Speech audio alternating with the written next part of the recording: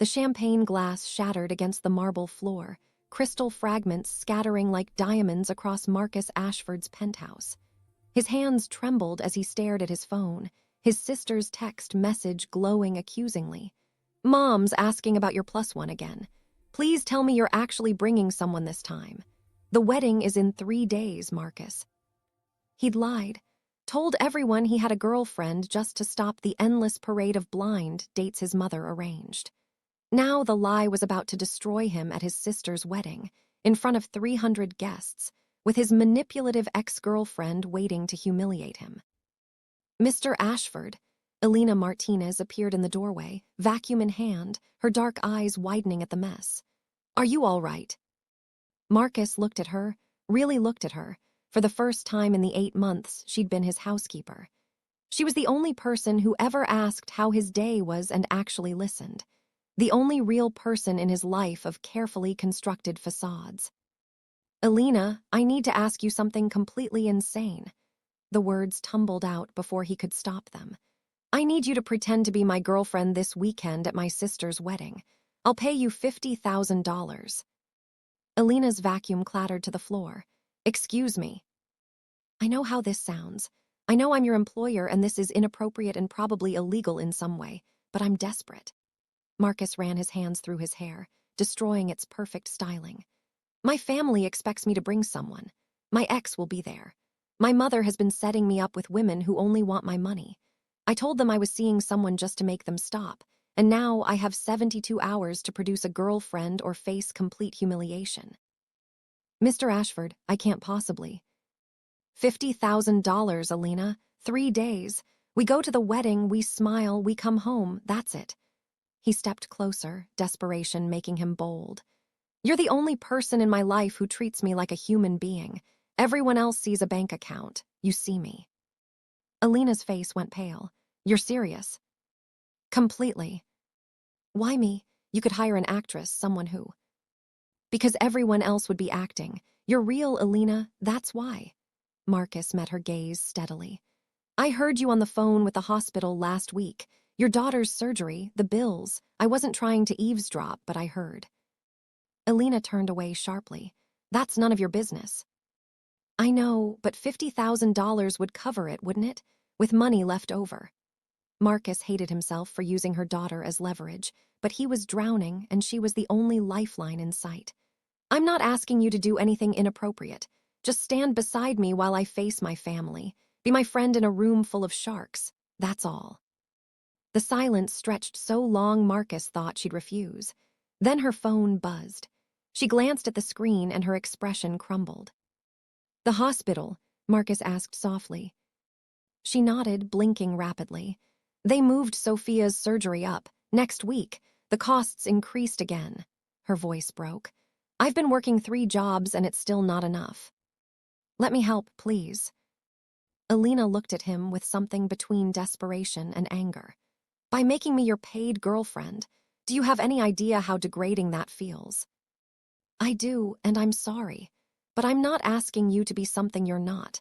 I'm asking you to be exactly who you are, the kindest, most genuine person I know, and let me lean on that for 3 days. You'd actually be helping me more than I'm helping you." Elena closed her eyes. When she opened them, there was steel beneath the uncertainty. 3 days, strictly professional, and that money is mine regardless of whether anyone believes us. Deal. And after this weekend, nothing changes between us. "Nothing changes," Marcus agreed, even though something in his chest already had. 2 days later, Elena stood in a Manhattan boutique, surrounded by dresses that cost more than her monthly rent. Marcus sat nearby, his assistant pulling options faster than Elena could process. "This is insane," she muttered, holding up a sapphire gown. "This one dress could pay my utilities for a year." "My mother will judge every detail," Marcus said quietly. "Let me at least give you armor." In the dressing room, Elena stared at her reflection in the blue gown. She looked like someone else entirely, someone who belonged in Marcus's world of wealth and expectation. The thought terrified her. "How does it fit?" Marcus called. She stepped out, and his reaction made her breath catch. His eyes widened, his careful composure cracking completely. "You look." He stood slowly, as if movement might shatter the moment. "That's perfect."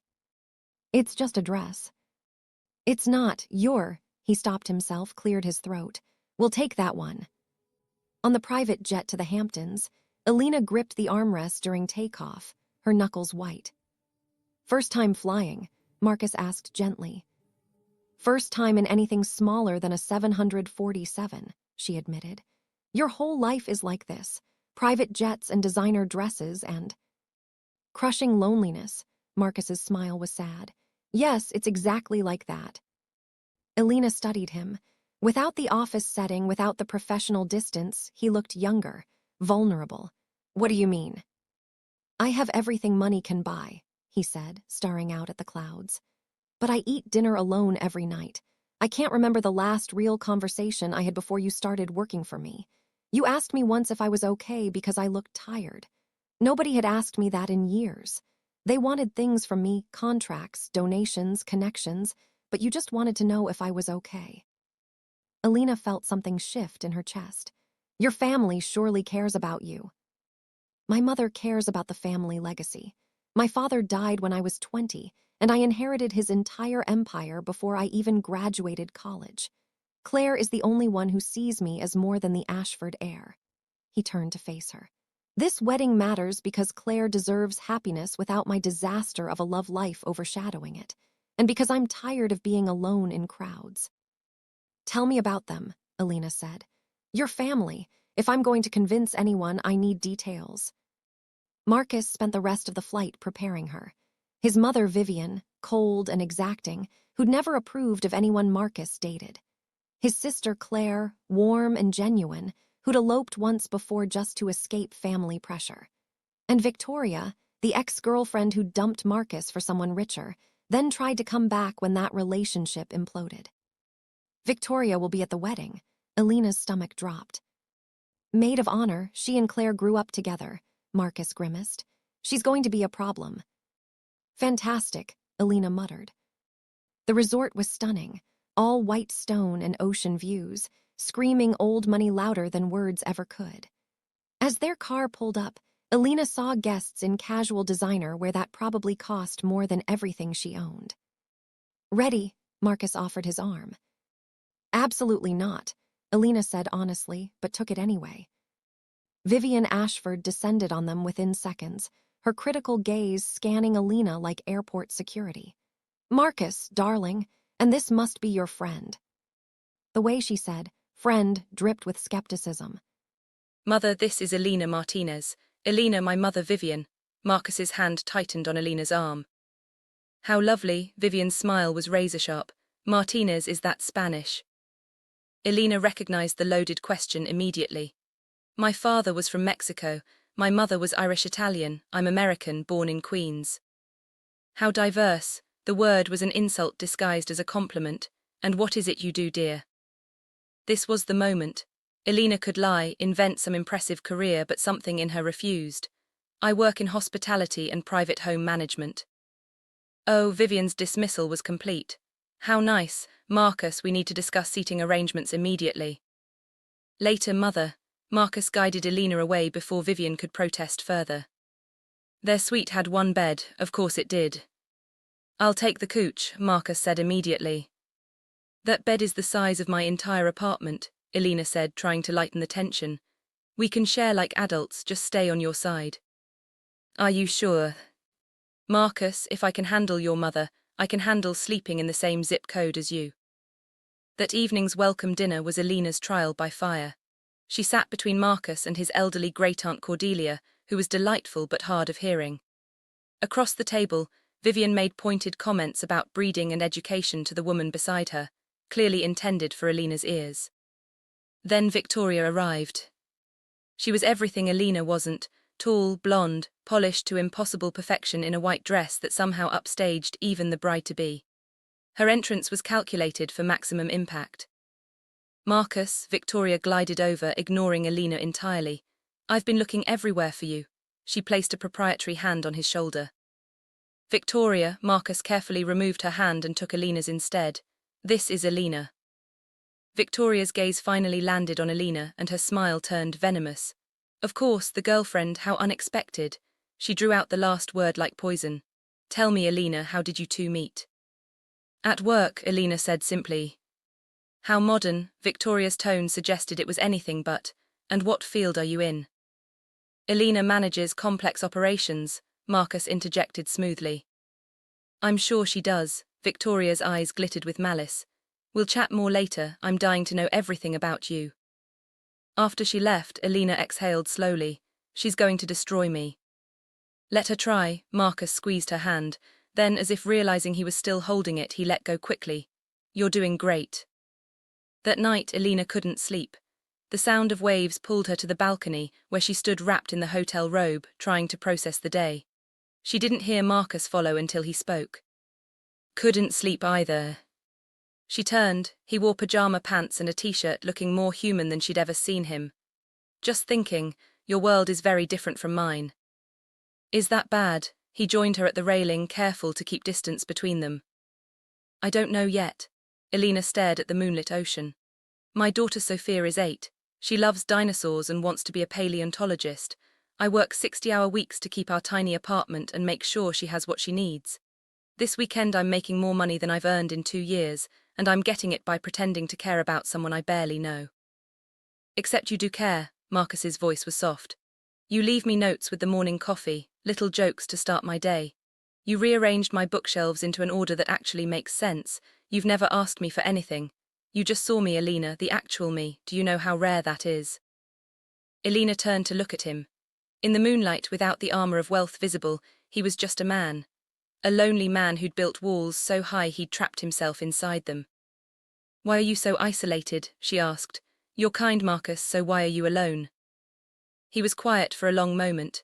When I inherited everything at 21, everyone wanted something. My mother wanted me to be my father. The board wanted aggression. Every woman wanted the lifestyle. I learned to keep people distant because it was safer than constant disappointment. That's a terrible way to live. I know, he met her eyes. But I didn't realize how terrible until you started treating me like I was normal, like I was worth kindness for its own sake. Do you know what that meant to me? Do you know what it means to be seen? Elena countered. I'm usually invisible, Marcus, the person who cleans up after everyone else. Nobody asks the housekeeper about her dreams. Then they're fools. His intensity made her breath catch. You're raising a child alone while working multiple jobs. You're strong and smart and real. You're not invisible, Elena. You're the most real person I've ever met. The space between them seemed to shrink, charged with something Elena couldn't name. She should step back, remember this was business, remember Sophia waiting at home and the surgery bills piling up. But Marcus was looking at her like she mattered, and it had been so long since anyone looked at her that way. We should sleep, she said finally, breaking the moment. Big day tomorrow. Right, yes. Marcus stepped back quickly. But as they settled into opposite sides of the massive bed, Elena lay awake wondering what would have happened if she'd been brave enough to close that distance. The rehearsal dinner brought Victoria's first real attack. The afternoon had been pleasant. Claire was as warm as Marcus promised, immediately thanking Elena for making her brother smile again. But as dinner began, Victoria made her move. Elena, you simply must tell us more about yourself, Victoria announced loudly, drawing attention. Where did you attend university? Elena felt the trap spring shut. I didn't, I went to work after high school. Oh, Victoria's sympathy was poisonous. How difficult, and your family? My parents passed away when I was 19. I raised myself after that. How tragic, and your work in operations, that's wonderfully vague. I'm a housekeeper, Victoria. Elena decided honesty was her only weapon. I clean homes for a living, is there something wrong with that? The table went silent. Vivian's expression turned glacial, but before anyone could speak, Marcus's voice cut through. Yes, Elena is my housekeeper. Marcus stood, his hand finding Elena's shoulder. She's also the hardest working person I've ever met, more educated through lived experience than most people with doctoral degrees, and has more integrity in her little finger than everyone in this room combined. She's raising her daughter alone while working multiple jobs, managing schedules that would make corporate executives weep. She's here because I asked her to be, because she's the only person in my life who gives a damn about me as a person rather than a bank account. Marcus, Vivian started. I'm not finished, Mother. His voice was steel. I'm 32 years old and I've spent the last decade being everything everyone wanted me to be. The perfect son, the perfect CEO, the perfect Ashford heir, and I've been miserable. Elena is the first person who's made me remember what happiness feels like, what it means to be seen as human. So yes, she's my housekeeper. She's also the best thing that's happened to me in years, and I won't apologize for that to anyone. Elena stared up at him, her heart hammering. This wasn't the act they'd agreed to. The raw emotion in his voice was devastatingly real. Clea stood, raising her glass.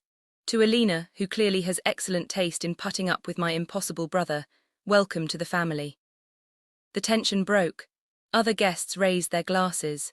Even Vivian couldn't fight the tide of support, though her disapproval radiated like cold fire. In their suite later, Elena paced while Marcus sat on the bed's edge, head in his hands. That was real, she said quietly. What you said out there wasn't pretending. No, he looked up at her, it wasn't. Marcus, we agreed. I know what we agreed, but somewhere between the plane and tonight, this stopped being fake for me. His voice cracked. I'm falling for you, Elena. Maybe I've been falling since the first day you asked if I wanted sugar in my coffee and actually waited for the answer. Don't, Elena wrapped her arms around herself. Please don't do this, I have a daughter, I can't afford to confuse business with feelings. After this weekend, you're still a billionaire and I'm still your housekeeper. Those worlds don't mix. Why not? He stood but didn't approach. Give me one good reason that isn't about money or class. Because I can't trust this is real, the words burst out. You're lonely and I'm here and it's romantic and beautiful, but that doesn't mean what you're feeling is genuine. Tomorrow we go home, reality sets in, and I'm left with a broken heart while you move on. You think I'm that shallow? I think you're human, Elena said, softer. I think you want connection so badly you're seeing it where it might not exist, and I think I'm terrified because I'm starting to feel it too. The confession hung between them. Marcus took one step closer, then another, moving slowly like she might shatter. I'm terrified too, he whispered. I haven't let myself feel anything real in so long that this is overwhelming. But Elena, what I feel when I look at you, that's not loneliness or convenience. That's real. We have one more day, Elena said, tears threatening. Let's get through tomorrow, then we can figure out what this is in the real world. Okay, Marcus agreed, though his expression suggested it cost him everything. The wedding day dawned perfect. Elena armored herself in the sapphire gown and borrowed confidence. The ceremony was beautiful, Clea glowed, her groom couldn't stop smiling, and even Vivian looked pleased. When Clea promised to love through wealth and poverty, Marcus's hand found Elena's and held tight. At the reception they danced. Marcus held her carefully at first, properly distant, but as other couples pressed closer, the space between them disappeared. Thank you, he murmured against her hair, for being here, for being you. Marcus, she started to pull back, but then she saw Victoria approaching with Vivian, both wearing expressions of vindictive triumph. Having a lovely evening, Victoria's voice dripped full sweetness. Vivian and I were just discussing something interesting. Tell me, Elena, does Marcus know you're being paid to be here? Elena's blood turned to ice. Of course he knows, Elena said carefully. He's the one who offered. How modern, Vivian's tone could freeze fire. My son hiring his domestic help to play girlfriend at his sister's wedding. Have you completely lost your mind, Marcus? The music continued, but nearby dancers stopped to listen. The humiliation Elena had feared was unfolding with an audience. Mother, don't, Marcus started. You dumped me for her, Victoria interrupted, her mask slipping to show real anger.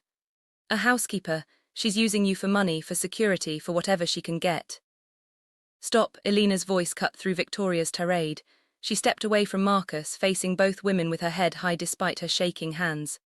You're right, Marcus hired me. He offered $50,000 to pretend to be his girlfriend because he was desperate and I needed money for my daughter's surgery. That's the truth. Gasps rippled through the crowd. Vivian looked vindicated, Victoria smirked, but Elena wasn't finished. What you don't know is that Marcus is the kindest man I've ever met. He works 16-hour days and still asks his staff how they're doing. He donates millions to charity anonymously because he doesn't want recognition.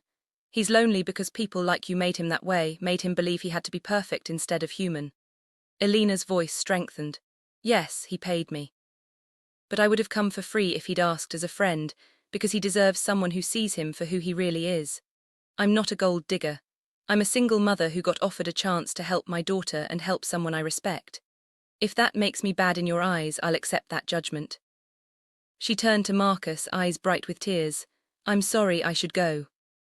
No, Marcus caught her hand, you're not going anywhere. He faced his mother and Victoria, and Elena saw the last walls come down. Yes, I hired Elena, he said, his voice carrying across the now silent reception. I was desperate and scared and so tired of being alone that I made a business transaction out of something that should have been personal. That was wrong, but what happened this weekend wasn't business.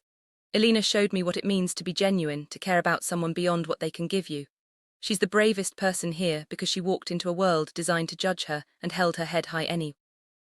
He turned to face the entire crowd. I'm tired of pretending. I'm tired of being the perfect Ashford heir. I hired my housekeeper to be my fake girlfriend because she was the only real friend I had. That's pathetic and desperate and absolutely true. But what's also true is that somewhere this weekend I fell in love with her. Really, genuinely fell in love. And I think maybe she feels something too. Elena's tears finally spilled over. Marcus, I can't. You can say no, he said quickly. You can take the money and walk away and I'll never mention this again. But Elena, if there's any chance you feel even a fraction of what I feel, please don't walk away. Don't walk away from me. The entire reception held its breath. Elena was aware of hundreds of eyes, of Vivian's disapproval and Victoria's shock and Claire's encouraging smile. But mostly she was aware of Marcus, vulnerable and open, offering her his heart. I'm scared, she whispered. Me too, but I'm more scared of never knowing what we could be. Elena thought of Sophia waiting at home. She thought of surgery bills and her tiny apartment, and every reason this was impossible. Then she thought of Marcus's laugh when she'd made jokes about his alphabetically organized books. The way he'd listened to her stories about Sophia like they mattered, the loneliness in his eyes that mirrored her own. I feel it too, she admitted. I didn't want to, I tried not to, but yes, I feel it too.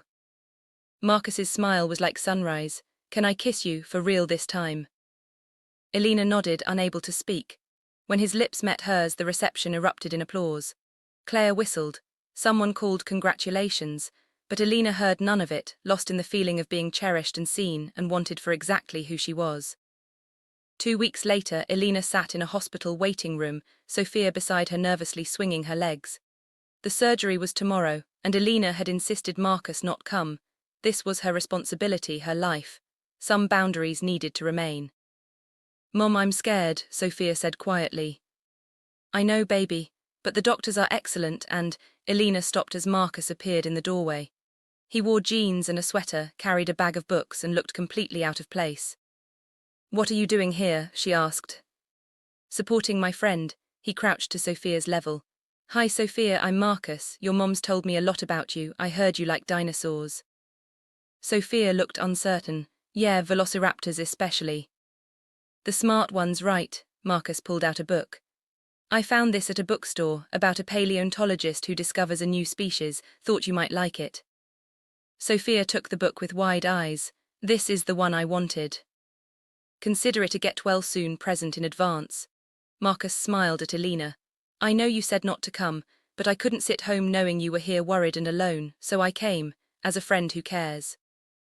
Elena felt something crack open in her chest. You didn't have to. I know, I wanted to. Over the next hour, Marcus simply sat with them. He read to Sophia when she got nervous, made Elena laugh with terrible jokes, and was present in a way that spoke volumes. When the doctor came out with a good report, Marcus was there for Elena's relieved tears. When Sophia asked if Marcus could visit after surgery, he promised he would. Outside, Sophia distracted by a gift shop, Elena finally spoke. You were right about this being real. I've been so scared of getting hurt that I almost walked away from something amazing. And now, Marcus asked, hope coloring his voice. Now I want to try, really try, not fake, not for show, just us figuring out what this could be. She took his hand. But slowly. Sophia comes first always, and I need to know you understand. A package deal, complicated schedules, a life that doesn't revolve around your world. I don't want my world anymore, he said. I want this. You and Sophia and hospital cafeterias and all the beautiful, complicated, real things that come with it.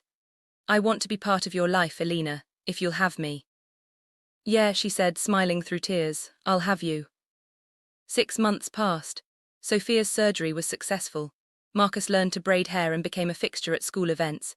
He sold his empty penthouse for a brownstone with a yard where Sophia could play. Elena quit 2 jobs and started taking classes toward her degree. They built something real on genuine affection rather than desperate loneliness. At Claire's baby announcement dinner, surrounded by family, the good parts and difficult ones, Marcus held Elena's hand under the table. Even Vivian had softened slightly, offering Elena a genuine compliment. I love you, Marcus whispered as dessert was served. I love you too, Elena whispered back, no hesitation, no fear. Later, standing on their brownstone steps watching the city lights, Elena thought about that desperate moment in Marcus's library. She'd been so certain their worlds couldn't merge, but they hadn't merged, they'd built something new together. What are you thinking? Marcus asked. That sometimes the best things come from the worst plans, Elena said. That sometimes you have to take a leap when you're terrified, and that I'm glad you asked me to pretend. Best business decision I ever made. Worst business decision, best life decision, Elena corrected. Best life decision, he agreed, and kissed her as the city sparkled around them. 2 people from different worlds who'd built a bridge and met in the middle, finding home in each other. If you enjoyed this story of unexpected love and taking chances, don't forget to like this video and subscribe for more heartwarming stories. Share your thoughts in the comments. Have you ever taken a risk on love when it seemed impossible? Hit that notification bell so you never miss our next upload. Sometimes the most beautiful relationships start in the most unexpected ways.